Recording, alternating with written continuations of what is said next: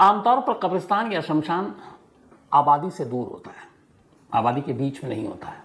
लेकिन अब दुनिया की आबादी इतनी तेज़ी से बढ़ रही है कि कई बार ऐसा होता है कि शमशान या कब्रिस्तान आप दूर तो कर देते हैं आबादी से, लेकिन आबादी ही खुद इतनी बढ़ती है कि बढ़ते बढ़ते वो शमशान या कब्रिस्तान के खुद ही करीब पहुंच जाती है। बहुत सारी नई बस्तियां बस जाती हैं। तो ये कहानी ब्राज़ील की है। नॉर्थ ईस्ट ब्राज़ील में एक महिला रहा करती थी। इस महिला का नाम था रिसांगेला अल्मेडा डॉस सैंटोस। तो रिसांगेला ही हम कहेंगे।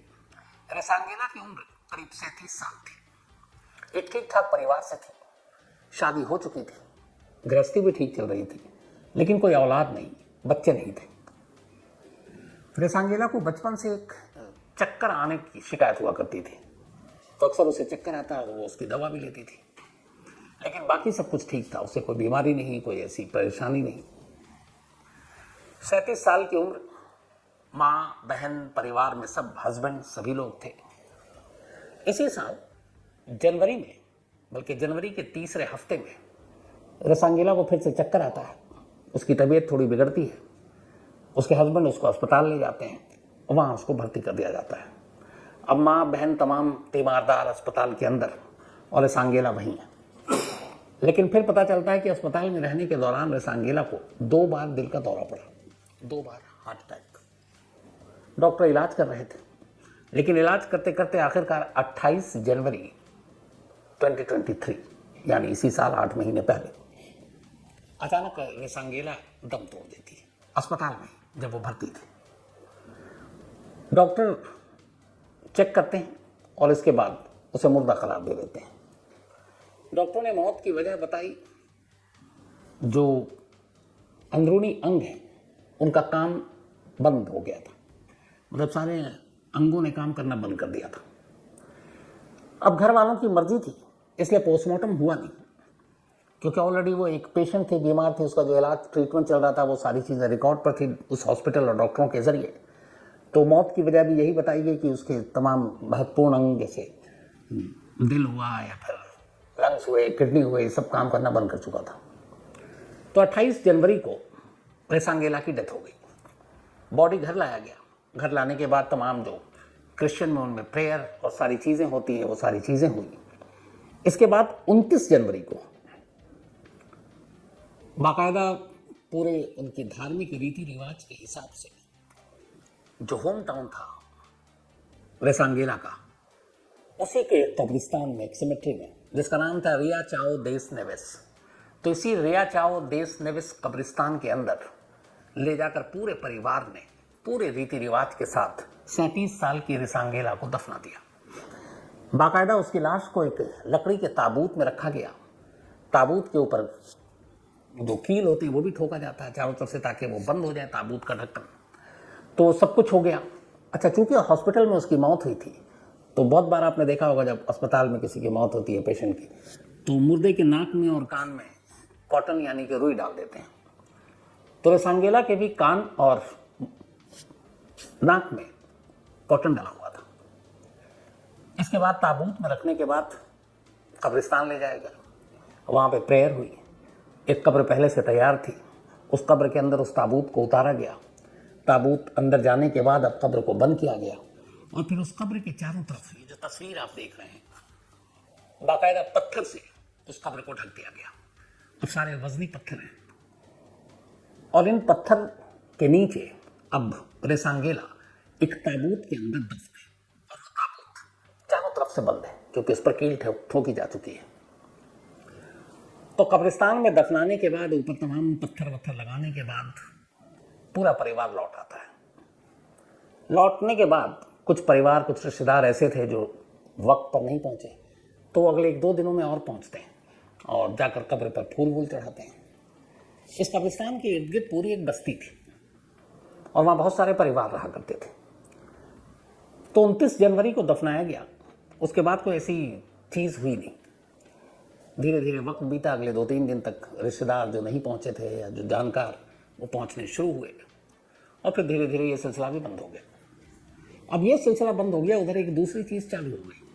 हुआ ये कि इस रिया चाओ देस नेवेस कब्रिस्तान के करीब जो आबादी थी, उनको ख़ासतौर पर रात को किसी महिला के चीखने की आवाज़ें आती, ऐसा लगता कोई हेल्प मांग रही है, कोई मदद मांग रही है। शो में लगा कि उनको वहम है, बट एक घर, दो घर, तीन घर, अब कई घर के लोगों को आवाज़ आने लगी। अगले दिन फिर दिन में आवाज़ आने लगी, सुबह आवाज़ आने लगी, दोपहर को, रात को। उन्हें कुछ समझ में नहीं आया, लेकिन उन्हें ये पता है कि ये कब्रिस्तान से आवाज़ आ रही है। अब कब्रिस्तान के अंदर तो लोग घर बनाकर रहते नहीं हैं, तो कब्रिस्तान की बाउंड्री के बाहर ही थे। आवाज़ आ रही है, कब्रिस्तान से आ रही है, अब ये तय हो चुका था, लेकिन कब्रिस्तान में कहाँ से आ रही है ये मालूम नहीं। इसी दौरान में जब 2-3 दिन बीत गए और ये आवाज़ कभी आती कभी नहीं आती, तो लोगों को लगा कि शायद कोई ऐसी चीज़ होगी। कई लोग इस पे बातें भी करने लगे, कब्रिस्तान है, आत्माएं होती हैं, तो हो सकता है ऐसा कुछ हो। अब किसी की हिम्मत भी नहीं है। दिन में कई बार कई लोगों ने कब्रिस्तान के चक्कर भी काटे उन 2-4 दिनों में, बट वहाँ जाने के बाद उन्हें कोई ऐसा एहसास हुआ नहीं कि यहाँ कुछ गड़बड़ है। अब धीरे धीरे वक्त बीता, जो त्रिसांगेला को दफन हुए हुए करीब 5-6 दिन बीत चुके थे। अब इसके बाद फिर आवाज़ आनी शुरू हो गई। पहले रात को आती थी, फिर दिन में। अब आवाज़ आने का सिलसिला बंद हुआ नहीं, तो बस्ती वालों को लगा कुछ तो गड़बड़ है यार।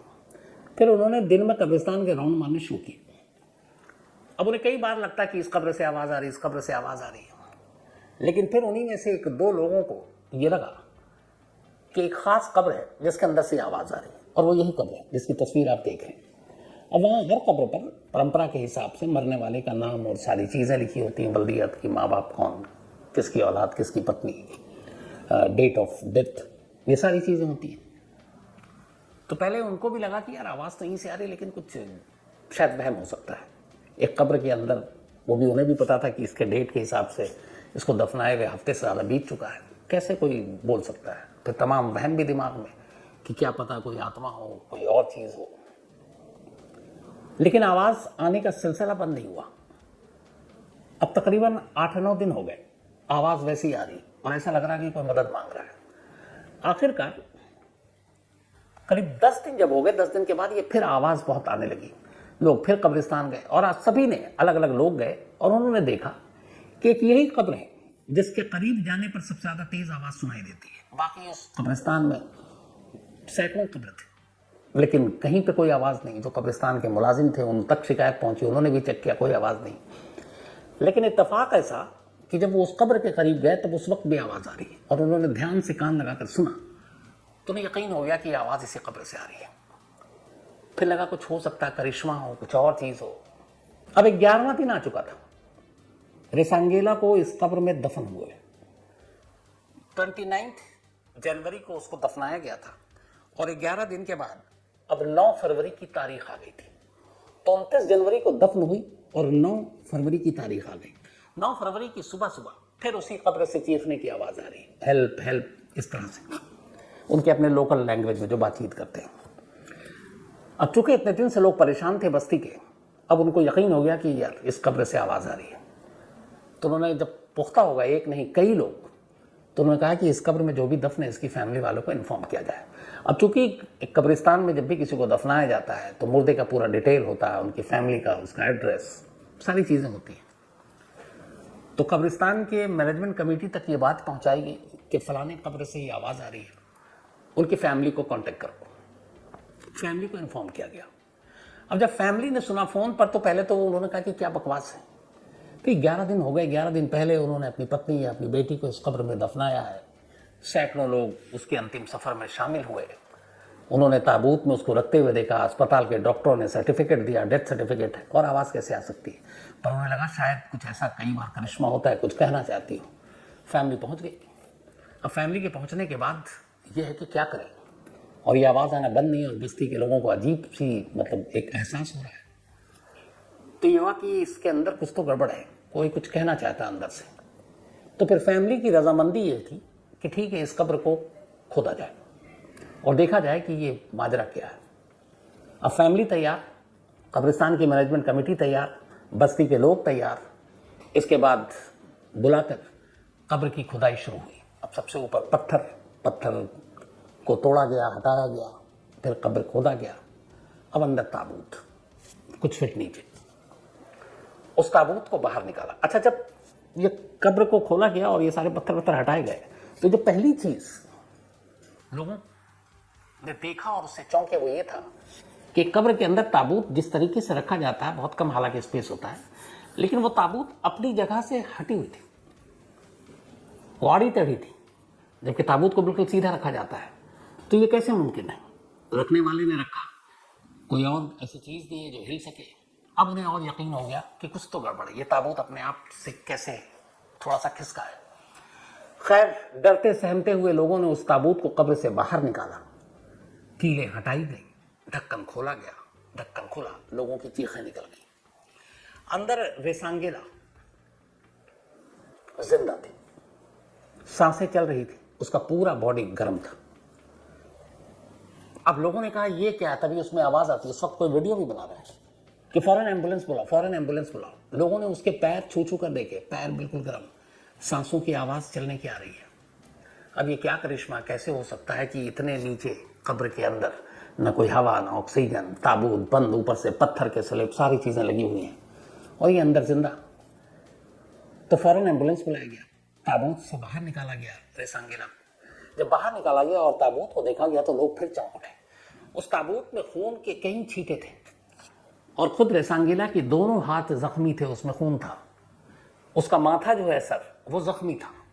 दफनाने से पहले ये सारी चीजें नहीं थी, क्योंकि मौत, हार्ट अटैक और सारे जो ऑर्गन्स थे उन्होंने काम करना बंद किया था, तो ब्लड का कोई मतलब नहीं था, पोस्टमार्टम हुआ नहीं था और मुर्दा लोगों के खून ऐसे निकलते नहीं। अब वहां खून के सारे निशान उस ताबूत के अंदर, उसके अंदर नाखून के निशान, ऐसा लगता है कि जैसे उसने खरोच कर बाहर निकलने की उस ताबूत से पूरी कोशिश की। उसके कान और नाक में जो रुई था वो ताबूत के अंदर पड़ा हुआ था, इसका मतलब उसने निकाला। तो ये सारी चीजें ये इशारा कर रही थी कि ये मरी नहीं है। लेकिन फिर ये कैसे? क्योंकि मुर्दा थी, जब दफनाया गया तब मुर्दा थी, जब डॉक्टर ने डिक्लेयर किया उसका अगले करीब 15-16 घंटे के बाद दफनाया गया, तब तक वो बेसुध थी। खैर, एम्बुलेंस आया, फौरन अस्पताल ले जाया गया। हालत खराब थी उसकी। अस्पताल ले जाने के बाद अब डॉक्टरों ने देखा, जो भी उसका इलाज करना था करना शुरू किया। 9 फ़रवरी की बात है ये। अब 10 फरवरी आ गई, एक दिन पूरा अस्पताल में रही रेसांगेला। 10 फरवरी को फिर डॉक्टरों ने चेक किया, धड़कनें रुकी हुई थी, सांसें नहीं चल रही थी, नब्ज खामोश। डॉक्टरों ने एक बार फिर, मतलब 12 दिन के अंदर, दूसरी बार रेसांगेला को डेड डिक्लेयर कर दिया। चूंकि एक हादसा हो चुका था और डॉक्टरों को ये मालूम है कि कोई वहम नहीं था कि उसकी बॉडी गर्म थी, ताबूत के अंदर के हालात, ब्लड, खून के निशान, माथा जख्मी, हाथ जख्मी दोनों, तो ये इस बात के पुख्ता सबूत थे कि वो ताबूत के अंदर जिंदा थे। तो डॉक्टरों ने भी जब 12 फरवरी को दोबारा, 11 को कब्र से निकाला गया, 11 की रात वो अस्पताल में रही, फिर 12 तारीख को डॉक्टरों ने उसको चेक किया तो मर चुकी थी। इस बार डॉक्टरों ने डबल इंश्योर किया कि ठीक से देख ले, हर तरफ से इंश्योर हुआ तो ये वाकई मर चुकी है। अब 12 दिन के बाद जब डॉक्टरों ने ये कंफर्म कर लिया, फैमिली वाले भी इस बार कंफर्म हो गए, तो 12 फरवरी को, बल्कि 10 फरवरी को, 9, 10, 11 फरवरी को दोबारा रेसांगेला को उसी रियाचाओ देस नेवेस कब्रिस्तान एक बार फिर से ले जाया गया, बाकायदा उसी धार्मिक रीति रिवाज के साथ। फिर एक नए ताबूत में उसे लिटाया गया और उस ताबूत के ले जाकर उसी कब्र में, जिस कब्र को एक दिन पहले खोदा गया था, जिसमें से उसकी लाश निकाली गई थी, वापस दफना दिया गया। फिर वैसे ही सारे पत्थर और सारी चीज़ें और उसके नाम सब लिख दिए गए। तो ये शायद इकलौता ऐसा मामला है जिसमें एक दफन होती है, 11 महीने के बाद उसको निकाला जाता है और 24 घंटे के बाद फिर वापस उसी कब्र में दफनाया जाता है। लेकिन कहानी यहाँ ख़त्म नहीं हुई। अब सवाल ये था कि ये सारे सबूत इस बात की गवाही दे रहे थे कि रेसांगेला 11 दिन से जिंदा थी। वो चीख रही थी अंदर से, लोगों ने सुना, एक नहीं दर्जनों, और वो मदद मांग रही थी कि कोई बाहर निकाले। उस तक किसी की आवाज़ नहीं पहुंच रही थी। अगर वक्त पे शायद उसकी चीख को सुन लेते और कब्र को खोद डालते 2-4 दिन के अंदर, तो क्या पता उसकी हालत इतनी बिगड़ती नहीं और वो जिंदा होती। तो सवाल है कि ये गलती फिर हुई कहाँ से? अब जब ये सारी चीज़ें हुई तो रेसांगेला की माँ ने पुलिस में कंप्लेंट लिखाई। उन्होंने कहा मेरी बेटी जिंदा थी, लेकिन उस अस्पताल और डॉक्टरों ने उसे डेड डिक्लेयर कर दिया और यह अस्पताल और डॉक्टरों की लापरवाही है और इसलिए इस मामले की जांच की जाए। अब मामला पुलिस के पास पहुंचा। पुलिस ने सारे केस को देखा। इसके बाद उन्होंने कहा हम जांच करते हैं। सारी फैमिली से बातचीत हो रही है, डॉक्टरों के ओपिनियन लिए जा रहे हैं। और इस नॉर्थ ईस्ट ब्राज़ील की पुलिस का कहना है कि अगर ज़रूरत पड़ी तो एक बार फिर से रेसांगेला के कब्र को खोदकर उसकी लाश को बाहर निकालेंगे और मेडिकल बोर्ड की राय लेंगे। अगर ऐसा होता है तो एक अकेली रेसांगेला 3 बार कब्र के अंदर जाएगी और 3 बार कब्र से बाहर आएगी। अब आगे क्या होगा इसमें, जैसे ही इसमें जो भी अपडेट होगा मैं आप तक ज़रूर पहुंचाऊंगा। लेकिन वाकई ऐसी कहानियां दहलाने वाली होती हैं और मतलब सोच को हिला देती हैं कि ऐसा कैसे मुमकिन है। जैसे इसमें बहुत आसानी से सिर्फ एक लाइन सोची कि एक कब्र के अंदर ज़मीन के कई फीट नीचे एक ताबूत के अंदर जिसमें कोई हवा, वेंटिलेशन, सारी चीज़ें नहीं, फिर ऊपर से मिट्टी से उस कब्र को ढक दिया गया, फिर उसके ऊपर बड़े बड़े पत्थर लगा दिए गए और इन सारी चीज़ों के बाद वो 11 दिनों तक सांस भी ले रही और जिंदा भी है और चीख भी रही। और उसकी चीख, अगर ये सारी चीज़ें इतना कॉम्पैक्ट ऐसे बंद है और बाहर के लोगों के कानों तक जा रही है, तो अंदाज़ा लगाइए कि वो कितनी ज़ोर से चीख रही होगी।